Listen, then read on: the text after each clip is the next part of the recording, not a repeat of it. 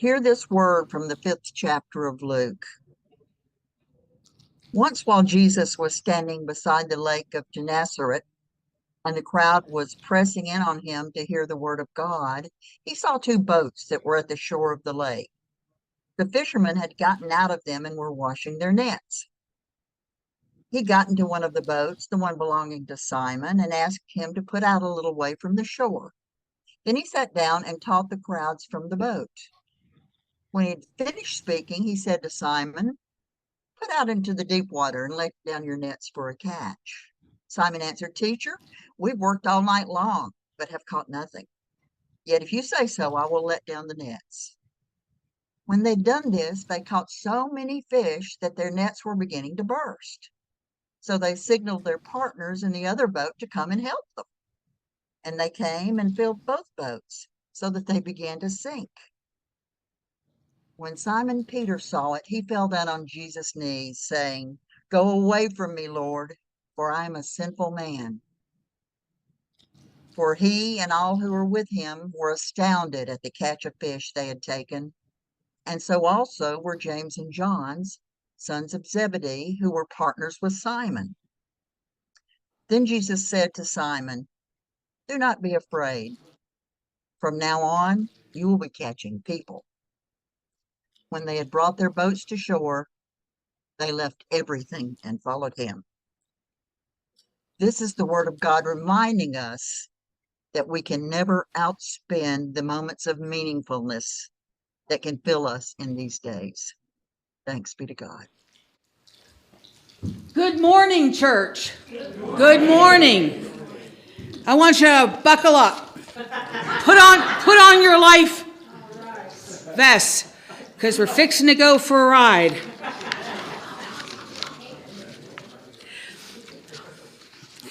We see in this passage that Jesus is starting his ministry in a place that might not seem to make sense. We see that he's speaking to a crowd of people. There were so many people there that he had to go out into a boat to speak to the crowd. And he has some fishermen there, and he's using them as an example. And of course, we know the story of telling them to put down their nets, and they ended up getting a whole lot of fish. But one thing we have to understand, one of the few things we have to understand, is that at this time, these people were under a Roman Empire. The Roman law regulated the fishing in Galilee. It included the enforcement of fishing leases.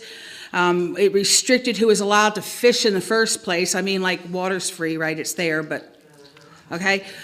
And so there were cooperatives that could purchase leases. Toll collectors were there, and they taxed the fish themselves.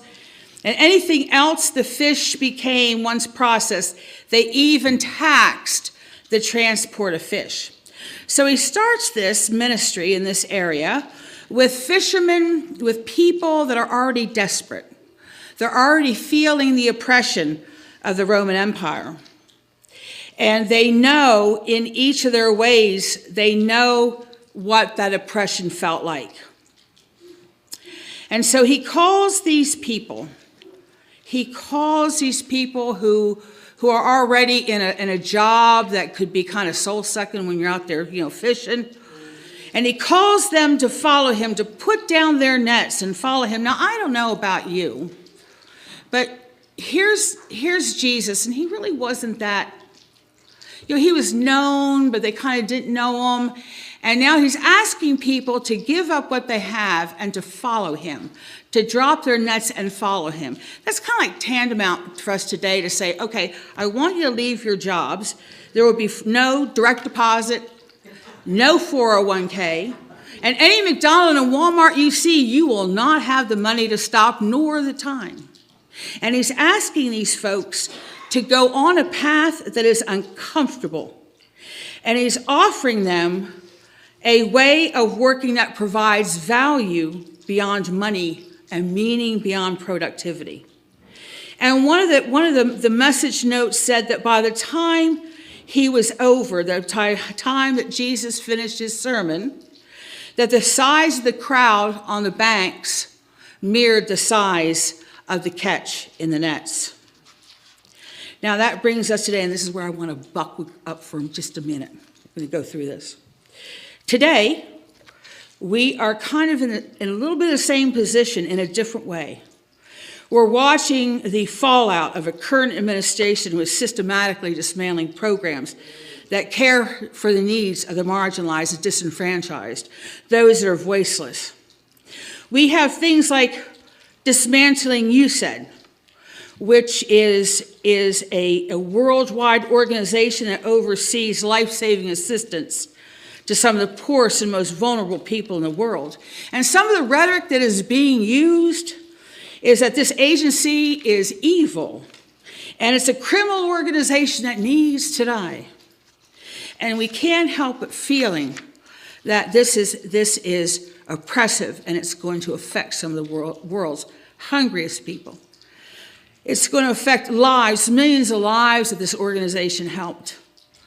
It's going to affect nutrition and vaccination programs and medical programs and efforts to foster peacemaking and strengthen democracy around the world.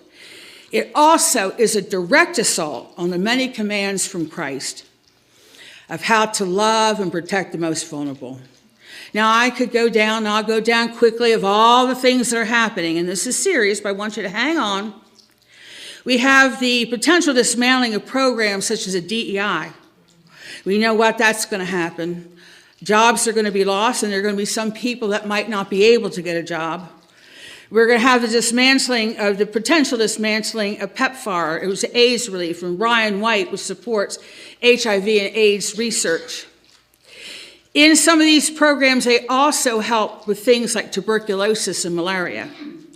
We have executive orders dismantling transgender affirming care, which is trampling on civil rights.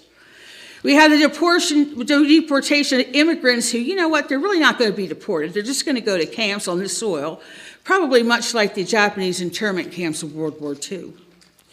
We have potential dismantling Social Security, Medicaid, Medicare, programs such as Meals on Wheels. They're going to affect the elderly. And we have the potential to see genocide of epic proportions. Now, these are just not bad decisions. These are evil decisions by a tyrannical, authoritative, dictatorial government, much like the Roman Empire of Jesus' day. And we hear the rebuke of prophet Isaiah that said, "Woe to those who call evil good and good evil, who put darkness for light and light for darkness, who put bitter for sweet and sweet for bitter."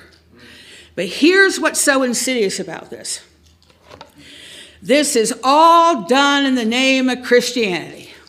Go figure that one.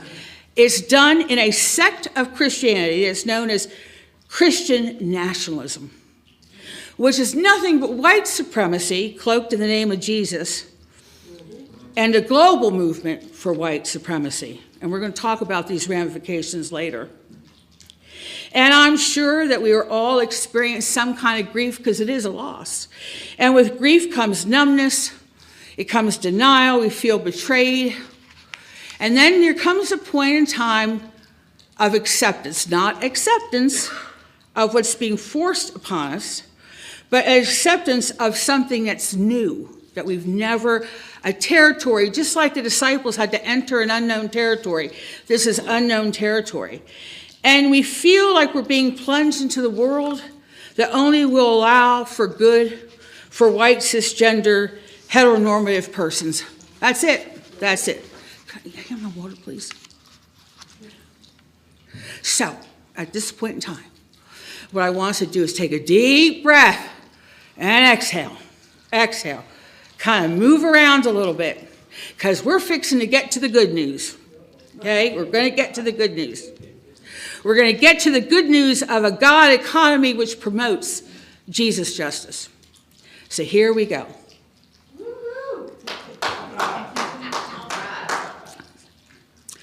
Can anyone tell me what evil spells backwards? Not a trick question. It's like, what does dog spell backwards? Anyone tell me what evil spells backwards? Live. Say it, live. Evil spelled backwards says live. Now, in John 10, once again, Jesus is trying to explain to the Pharisees a concept that we might think would be pretty simple, but he's talking about being the good shepherd. He's talking about the thief, those wolves that ravish the herd, that get into the sheep pen and they ravish. He's trying to make a point here. And in John 10:10, he says, the thief comes only to steal and kill and destroy. But I have come that they may have life and that they may have it more abundantly. So as we prepare to walk into these new days of a God economy and what that might look like, we also realize that in Matthew 22:36-40, and then once again, Jesus is being questioned. And the question comes up, teacher, what is the greatest commandment in the law? And Jesus replies, love the Lord your God with all your heart and with all your soul and with all your mind. This is the first and greatest commandment. And the second is like this. Love your neighbor as yourself. All the law and the prophets hang on these two commandments. Now, I know that this is a big concept to swallow, is loving our neighbor. Because I am sure that many of us have had family and friends and we live next to neighbors. We probably feel hurt and betrayed because of their vote. We probably feel at this point in time that they just might be our enemy. And yet they are still our neighbor. And I would say that if we had an opportunity to talk to our neighbor, the first thing I would encourage any of us to do is find at least one thing we have in common with them that'll bring us together as a people. That usually happens if we're willing to listen. So in a God economy, it is an economy that gives life. It gives life. Now, I want to make this really clear, and I don't think this can be said enough, that in a God economy, that takes a lot of, there are a lot of different resources. There are a lot of different things we can do. But one thing we have to understand is that in a God economy, not everyone is meant to be on the front lines. You know, like we've talked about doing the good that is ours to do. And immediately we go to this thing of, I have to be on the front lines. I have to be out there protesting. Maybe I'll get hurt. I think that's a mindset because that's really what we see a lot written down in history, right? Or herstory, or their story. That's really what we see, right? We see that out there. We see that during the civil rights. We see that during gay rights. We see that during women's liberation. But Mother Teresa is quoted as saying this: not all of us can do great things, but we can do small things with great love.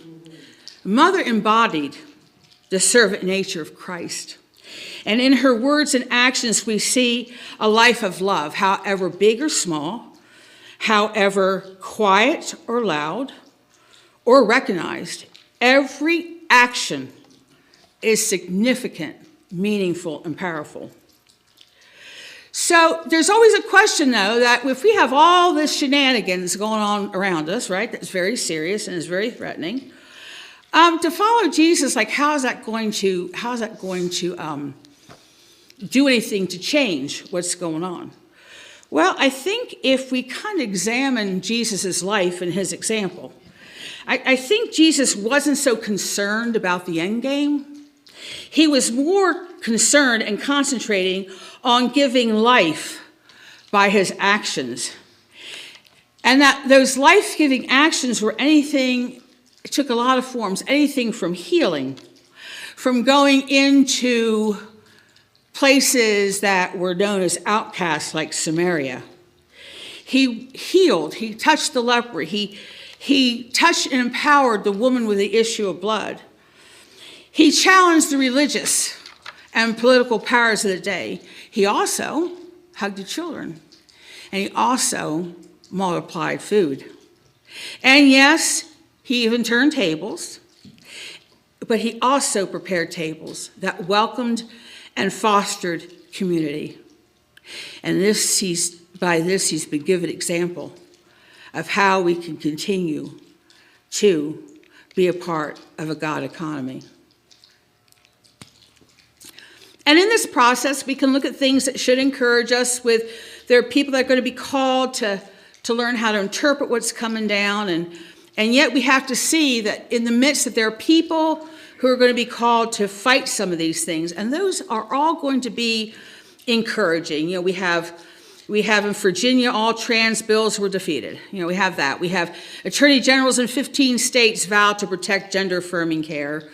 We have 13 states suing over DOGE and the access to government payment systems containing personal data. In our own state of Tennessee, we have some of the most hideous bills coming up. We have 2 bathroom bills. We're back to the bathrooms again. All right? We have the bill for covenant marriage, which is very dangerous. We have other bills, too, that are hideous. However, we do have one bill, and that's all it can take. It's got to start somewhere. We have one positive bill that counters book bans presented by Senator Kyl and Representative Jones that's supporting that. And that may seem like one bill in the midst of all this stuff, but that's the point. And so things like this, some people might be called in God economy to support these folks. They may have deep pockets. They may be able to go into halls of legislation.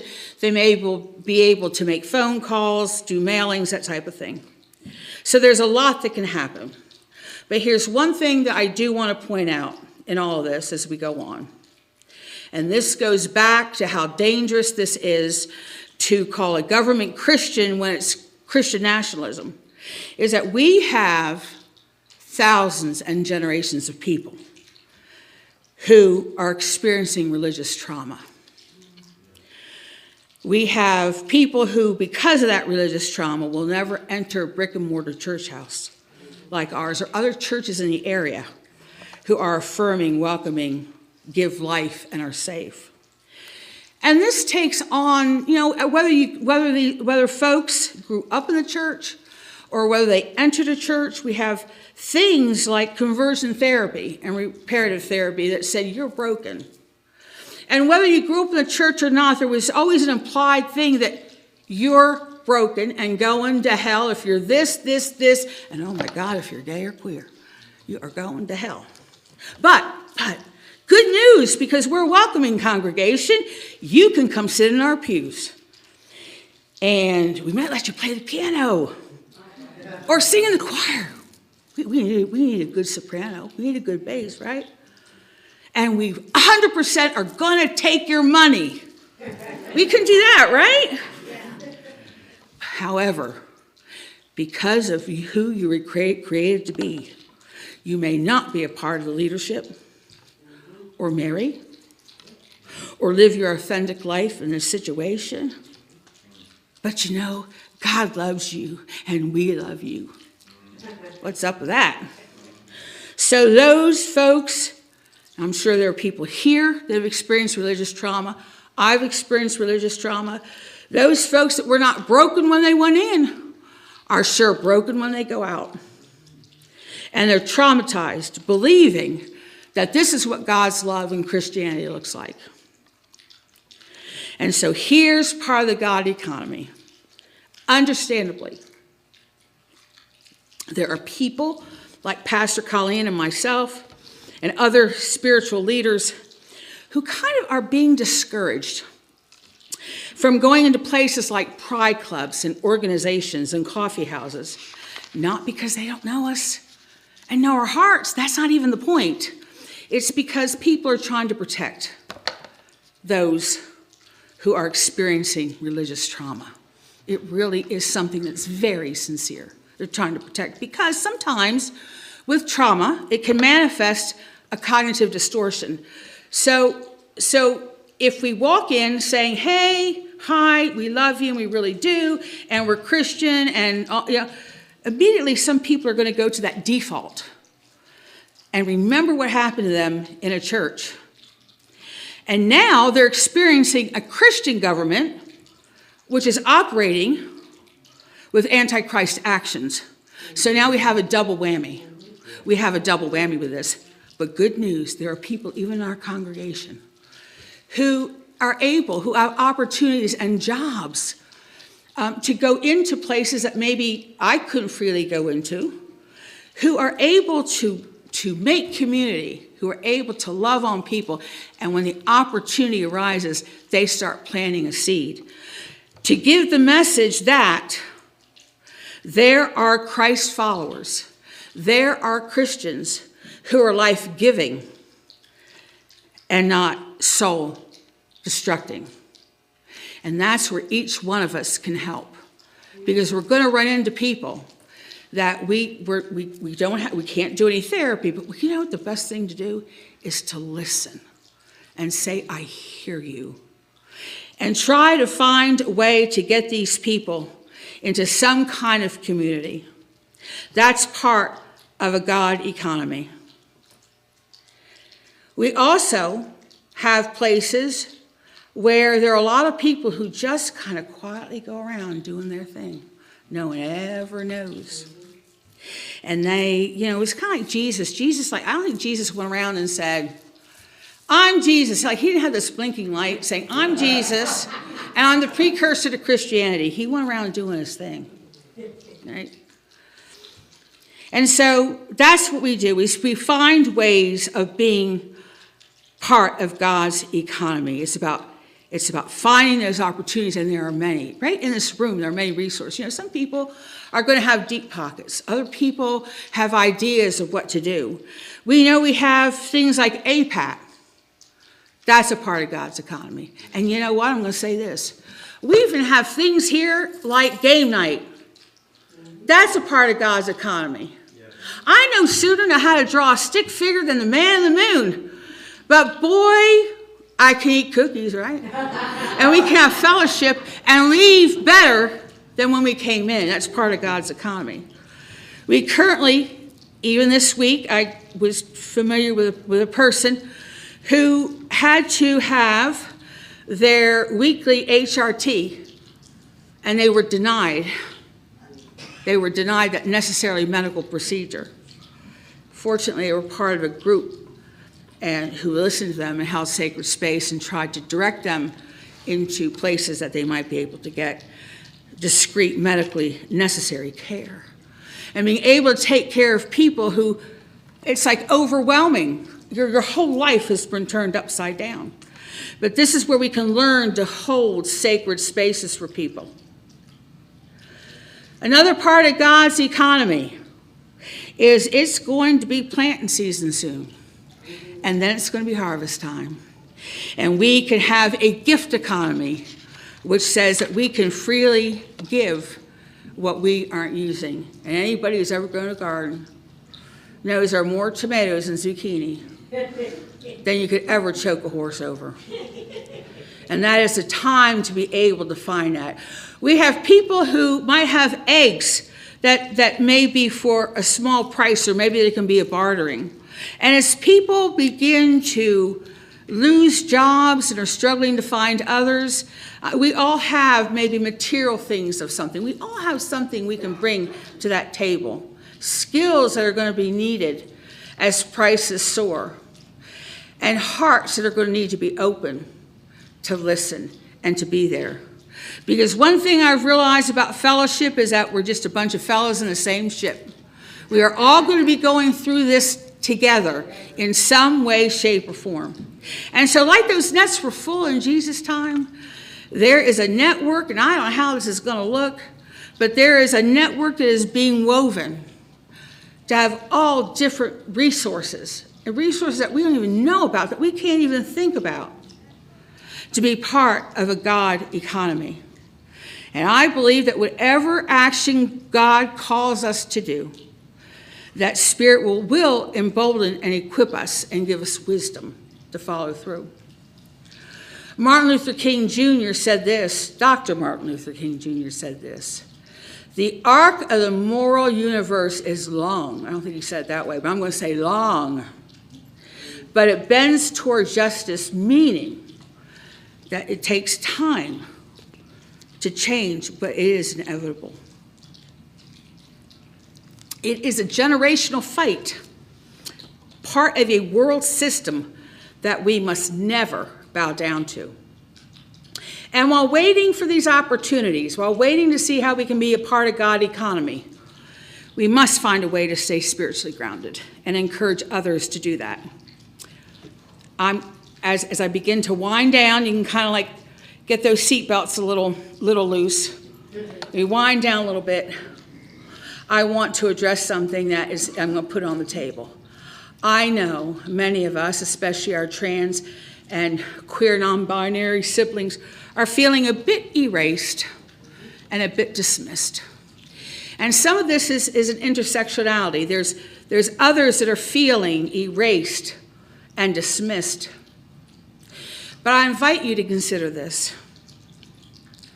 We are Imago Dei, meaning we have God's Spirit. We are made in the image of God's Spirit. We have God's DNA within us. And in that, and in our physical bodies, where Spirit resides, where the Imago Dei resides, our physical bodies are created the very essence of a beautiful and diverse prism-faceted creation, with all the gifts and graces that are unique, that we are given, and they are as individual as our thumbprints, which means that the resources for a God economy is wide and vast. And it's true that there are factions that want to erase those things that might help us. There are factions that would like nothing else if we'd all go back into the closet. And systems that want to keep us oppressed and feeling dismissed and bruised. But I have something I want to tell you today. We cannot be erased. We have been here since the dawn of time, and we're going to be here until the end of time. We can no more be erased, beloved, than one can stop the sun from rising and the sun from setting. We can no sooner be erased than stopping the moon from going through its phases. We can no more be erased than any of us could have stopped that tornado going through the county. We can no more be erased than those sweet flowers that for generations pop their heads up through that cold winter ground. And that reminds us that spring is coming, which is a promise of renewal and restoration is just around the corner. There are centuries and even people in our own lives, our ancestors who have gone before us, people who were woven into the fabric of life.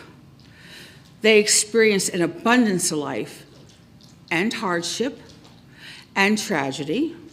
We have unnamed folks and people that we know who have died prematurely and died in such a tragic way. And today, they are now part of a great crowd of witnesses. And I believe that they're up there cheering us on, giving us the ability to continue on, and reminding us not to let the system grind us down, that we are a people that cannot be erased.